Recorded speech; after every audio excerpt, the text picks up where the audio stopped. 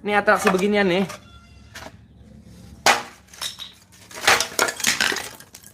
Kalau ini dijadikan hiburan, gendeng yang beginian dengan mudah gitu loh. Ini soal trik gitu, ini ilmu real gitu. Makanya kenapa kami menyebutnya adalah pembodohan publik. Kenapa saya katakan pembodohan publik? Karena di atas namakan ilmu hikmat, karomah. Loh, ini kan pembodohan publik. Padahal ini akan menjadi seni hiburan kalau atas namanya debus. Ini seniman. Kawan-kawan yang dirahmati Allah Subhanahu wa taala, lagi dan lagi tidak bosan-bosan saya ingin membahas tentang menurut mereka ilmu hikmat. Yang menurut saya adalah ilmu dagelan, ya. Karena kalau ilmu hikmat otomatis definisinya ya bahasa Arab. Penjelasan tentang hikmat itu apa ya sesuai bahasa Arab, jangan semau kita. Kebanyakan ahli hikmat selalu menggunakan ayat yu'til hikmata may yasha wa may yu'tal hikmata faqad utiya khairan katsiran. Itu yang saya. Dan udah puluhan kali ya saya bawakan dari beberapa tafsir, 6 tafsir kalau tak salah ya. Kalau dari 10 tafsir ngebahas masalah sihir ya. Kalau dari penjelasan yu'til hikmata kalau tak salah dari 6 tafsir sudah sering saya sampaikan. Berikut teksnya kita suguhkan. Selalu dan selalu atraksi-atraksi dagelan ini mengatasnamakan ilmu hikmat. Salah satu contohnya di Al-Hasbi ya, di daerah Jember memperagakan adegan seperti ini kawan-kawan. Nyari anak-anak santri, nyari ponakan disuruh mukul nggak ada yang berani. Capek-capek nyari besinya, pas giliran dimukul kepala saya nggak ada yang berani. Nah, Al-Hasbi dan padepokan-padepokan yang lainnya menggunakan genteng murahan seperti ini. Taruh di sini, lalu dipukul. Waalaikumsalam. Jadi gini kan kawan, dengan leher ngencang ya. Dan jika yang mukul ini pakai besi bunder, ingat besi bunder, kecil ukurannya, maka ini dengan mudahnya ditowel sedikit aja akan hancur. Kesannya wow banget. Padahal disitulah letak permainannya di besi kecil itu, pipa kecil ya. Justru genteng murahan seperti ini, kalau dipukulnya pakai balok, nah insya Allah kan nggak pingsan, minimal ya puyeng lah, walaupun nggak sampai pingsan ya. Tapi kalau bendanya itu kecil begini nih, maka akan dengan sangat mudah memecah genteng ini tanpa kepala sakitan. Ini mah nggak ada kaitannya sama ilmu karomah, bahkan apa ya, tenaga dalam saja bukan. Tenaga dalam saja. Ini soal teknik memukul. Karena yang sering memperagakan ini Al-Hasbi ya di Jember. Jadi buat Al-Hasbi, kalau mau atraksi atas nama ilmu hikmat atau tenaga dalam, saya kasih masukan gentengnya jangan kayak yang tadi yang murahan. Minimal gentengnya yang seperti ini nih. Ya. Yang seperti ini. Berapa biji? Kalau kemarin sampai 5 biji genteng, jangan pakai genteng yang beginian. Pakai genteng yang beginian nih. Syukur-syukur sih yang harganya 110.000 itu. 5 dan jangan pakai besi. Pakainya kasok. Lihat apa yang terjadi, pukul sekuatnya. Ya. Gitu loh. Ini persoalan teknik saja, teknik memukul. Kemudian kalau masalah golok saya tidak berani memperlihatkan karena kemarin kita ditegur ya sama si Abang agar jangan memperlihatkan sajam ya. Kita mengkhawatiri risiko hukum ya. Kalau persoalan sajam golok ya, selalu mempraktekannya begini nih, baik pada epokan mana Ma'rifat Billah, Al-Hasbi itu pasti diginiin urutannya, lalu diginiin. Ini mainannya bahasa korek ya. Mainannya bahasa korek dan enggak apa-apa. Itu lagi dan lagi bukan persoalan ilmu hikmah. Sama sekali bukan ilmu hikmah. Yang diperagakan para yang katanya ilmu hikmah di YouTube itu sama sekali itu bukan keilmuan. Itu persoalan teknik apa namanya? Soalnya saya nggak boleh menggunakan kata-kata apa adanya ini ya. Itu persoalan teknik saja. Lalu dikatakan ilmu hikmah. Ilmu hikmatnya saja bukan. Oke. Bagaimana kalau benar Maesa? Misalnya seandainya memang ada yang benar, oh betul. Saya pun sepakat. Setahu saya yang asli benar-benar itu tidak ada yang dipertontonkan apalagi dibuat konten. Seperti padepokan Ma'rifat Billah. Teorinya sederhana loh. Beli golok yang tajam itu ya, lalu dijatuhkan. Kalau memang kebal dijatuhkan pun akan kebal. Kemudian yang kedua, wahai orang-orang sakti yang jual laga di medsos. Bukan orang sakti sih. Saya nggak berani kalau nantang orang sakti, nggak berani. Karena memang ada di dunia ini. Mata kepala saya sendiri melihat. Dari orang yang saya temukan, orang yang sakti asli, satu pun nggak ada yang mau dipertontonkan. Apalagi di shooting dibuat konten. Nah, kenapa? Walaupun real ada orang sakti asli, nggak pernah merasa tersinggung dengan konten saya. Karena mereka tahu yang saya tantang ajak pembuktian itu adalah dagelan. Buat Al-Hasbi Jember khusus, yang memperagakan senapan angin jarak sekitar 10 meteran ya, lalu ditembakkan di perut, tidak apa-apa. Al-Hasbi Jember menggunakan orang yang agak gemukan, nggak seperti kurusan seperti saya. Kemudian menggunakan kardus, dikasih tanda di sini ya, dikasih tanda lalu dipegang di sini. Habis itu jarak sekitar 10 meter senapan angin, entah berapa kompa ditembakkan. Buat guru besar Al-Hasbi Jember, itu nggak usah pakai ilmu-ilmuan, nggak usah pakai hijab-hijaban yang begitu, ya. Itu nggak usah pakai begitu-begituan. Pilih warga kami. Pilih warga kami, milihnya siapa? Jarak 10 meter, 3 kompa, ya. Pakai kaos daleman, ya. Kemudian pakai kardus. Ditembakkannya di sini dulu. Itu nggak apa-apa, Tuan Guru. Al-Hasbi ya. Oke. Jadi tenaga dalamnya saja bukan. Jadi dikatakan ilmu hikmahnya saja sudah pembodohan publik. Kemudian yang kedua, kalau masih penasaran buat guru sakti mandraguna Al-Hasbi Jember, simpel ya. Saya minta 3 kompa. Nggak usah 4, nggak usah 5. 3 kompa jarak 1 meter atau 20 cm segini. Ya, buat Al-Hasbi Jember dan yang lainnya padepokan yang rata kebal-kebalan. Tembaknya di bagian sini. Di bagian sini. Jangan di bagian perut. Jangan di bagian paha di sini. Jangan di bagian paha di sini. Pokoknya lunak-lunak jangan. Jangan ada kainnya. Tembaknya di sini. Paling jauh jaraknya 1 meter. 3 kompa Anda, Bapak. Kalau Anda kebal di atas namakan ilmu hikmat, mau berapa meter, mau berapa senti kebal tetaplah kebal. Oke ya?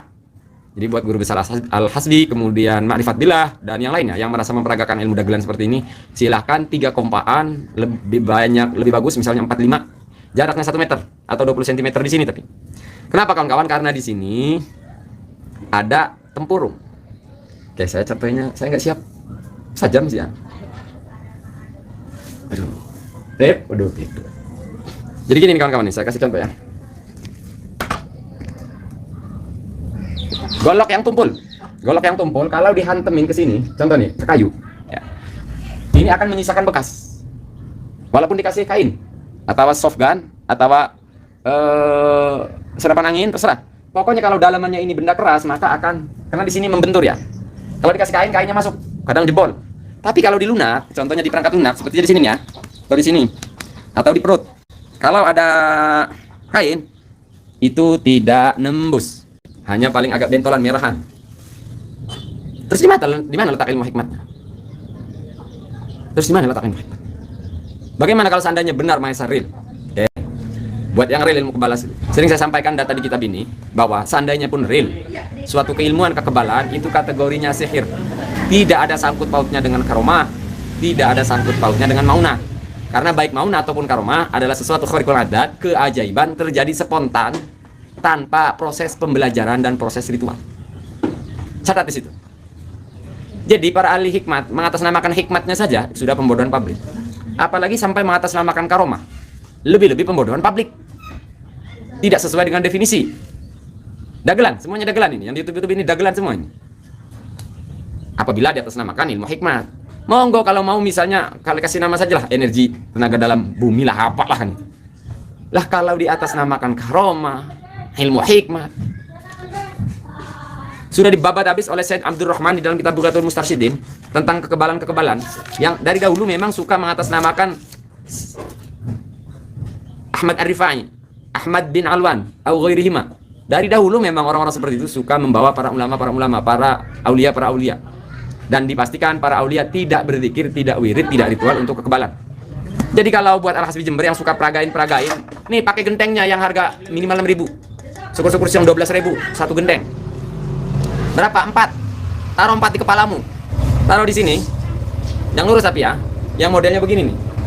Ini dulu harganya 6.000. Syukur-syukur yang 10.000. Kasih 4 atau 5 di sini. Pukulnya jangan besi berukuran kecil.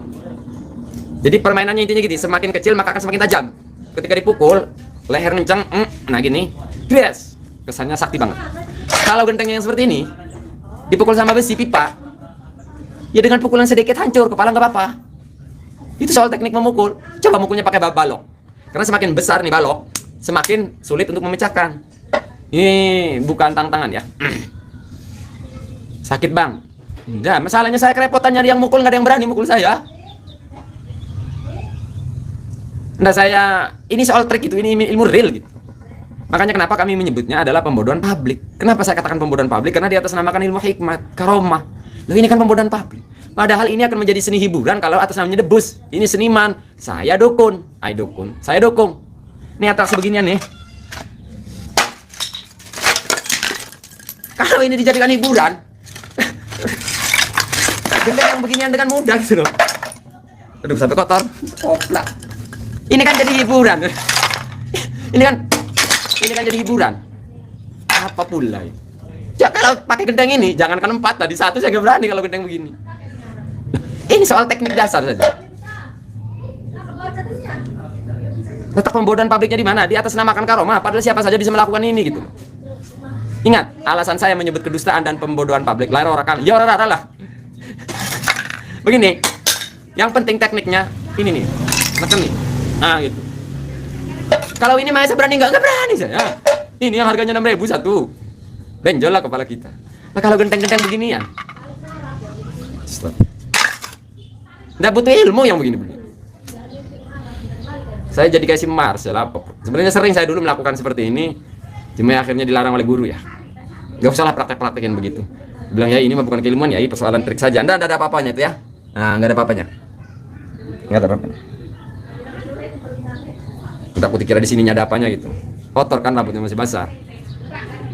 Jadi saya katakan sekali lagi kepada praktisi seperti itu, saya berani sebut mereka pendusta. Kenapa? Karena mengatasnamakannya ilmu hikmah. Coba di atas namakannya seni. Nggak masalah.